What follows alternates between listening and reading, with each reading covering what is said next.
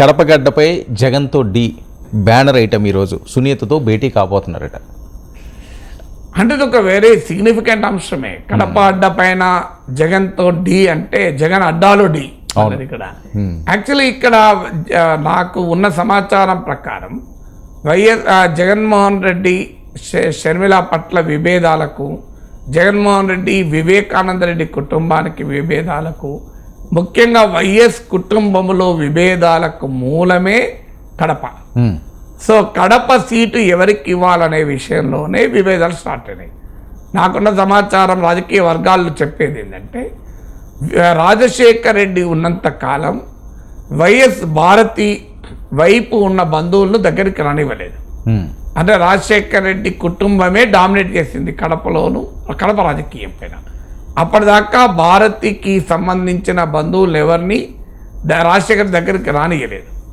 కానీ ఎప్పుడైతే రాజశేఖర రెడ్డి మరణానంతరం భారతీ తరఫున ఉన్న కుటుంబ సభ్యులు కూడా రాజకీయాల్లో ప్రామినెంట్ రోల్ ప్లే చేయడం మొదలుపెట్టారు. అక్కడ డివిజన్ స్టార్ట్ అయింది. సో వివేకానంద రెడ్డి ప్రతిపాదన ఏంటంటే కడప సీటు వైఎస్ కుటుంబంతోనే ఉండాలి. గతంలో ఉంది. గతంలో రాజశేఖర రెడ్డి రిప్రజెంట్ చేశాడు, వివేకానంద రెడ్డి రిప్రజెంట్ చేశాడు, జగన్మోహన్ రెడ్డి రిప్రజెంట్ చేశాడు. అందువల్ల కడప లోక్సభ సెగ్మెంట్ మొదటి నుంచి మన కుటుంబంతోనే ఉంది కనుక ఇది వేరే వారికి ఇవ్వకూడదు అన్నది వివేకానంద రెడ్డి ప్రతిపాదన. తనకన్నా ఇవ్వండి, లేదా నాకు ఇవ్వడం ఇష్టం లేకపోతే మీ అమ్మకి ఇవ్వు, మీ అమ్మకి ఇవ్వడం కూడా ఇష్టం లేకపోతే మీ చెల్లెకి ఇవ్వకు. కానీ ఎవరికో ఒకరికి, అంటే వివేకానంద రెడ్డి, విజయమ్మ, షర్మిల, ఈ ముగ్గురులో ఎవరికో ఒకరికి ఇవ్వాలి తప్ప అటువైపు భారతి కుటుంబం వైపు ఇవ్వకూడదు అని. కానీ జగన్మోహన్ రెడ్డికి వచ్చే వరకు ఏంటంటే భారతి కుటుంబం కూడా తన కుటుంబంగానే భావిస్తాడు కదా. వివేకానంద రెడ్డి భావించకపోవచ్చు, షర్మిల భావించకపోవచ్చు. సో జగన్మోహన్ రెడ్డికి అలా ఉండదు కదా, తాను తన భార్య వేరని అనుకోడు, వేరే వాళ్ళు అనుకునవచ్చు. అందువల్ల భారతీ కుటుంబం వైపు ఉన్న అవినాష్ రెడ్డి, వాళ్ళ ఫాదర్ భాస్కర్ రెడ్డి, వీళ్ళు డామినేట్ చేయడం మొదలుపెట్టారు. సో కడపతోనే డివిజన్ మొదలైంది. అందువల్ల కడప దగ్గర ఇప్పుడు మళ్ళీ ఆగుతుందా? అందువల్ల కడప గడ్డ పైన ఇప్పుడు చాలామంది అంటున్నారు, ఈవెన్ సునీత కడప ఎంపీగా పోటీ చేస్తారు అని. అలాగే లేదు, షర్మిలనే కడప ఎంపీగా పోటీ చేసి సునీత పులివెందుల్లోనే పోటీ చేస్తారని. సో ఇలాంటి అనేక చర్చలు జరుగుతున్నాయి. సునీత చేయకపోతే వాళ్ళ మదర్ పోటీ చేయవచ్చని, ఇలా రకరకాల ఊహాగానాలు వస్తున్నాయి. ఎందుకంటే ఎవరో అన్నారు, మరి ఎంత నిజమో నాకు తెలియదు, కానీ సునీతకు అమెరికన్ సిటిజన్షిప్ ఉంది అని. అది ఇవన్నీ మీడియాలో వస్తున్న కథనాలు, పర్సనల్గా నేనే వెరిఫై చేసుకోలేదు. బట్ ఇలా రకరకాల ఊహాగానాలు వస్తున్నాయి. బట్ ఆంధ్రప్రదేశ్ రాజకీయాల్లో జగన్ కుటుంబం మధ్య పోరు మొదలయ్యాక కడప ఎక్స్క్లూడ్ కాదు, పులివెందులు కూడా ఎక్స్క్లూడ్ కాదు.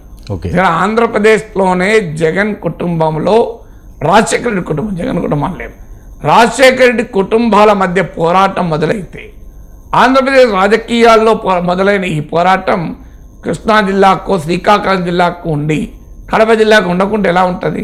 సో కడపలో పోరాటం ఉంటుంది, పులివెందులో కూడా పోరాటం ఉంటుంది. అందువల్ల రాజశేఖర రెడ్డి కుటుంబ పోరు పులివెందుల వీధుల్లో, కడప వీధుల్లో ఉండక తప్పదు కదా. సరే, ఏంటి యుద్ధానికి సిద్ధం అంటూ జగన్మోహన్ రెడ్డి గారు శంఖారావం ఊదారు.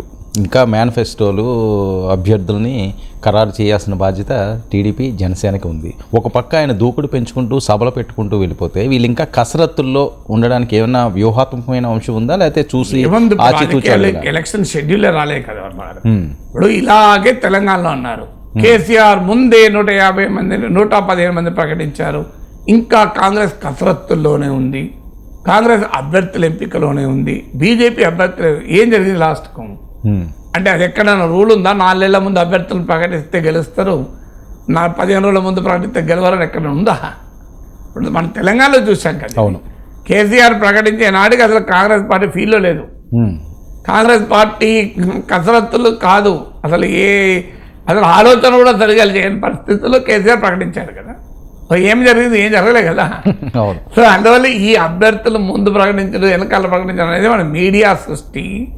ప్రజలకు పార్టీని బట్టి ఓటేస్తారు. ప్రజలు 3 అంశాలపైన ఓట్లేస్తారు.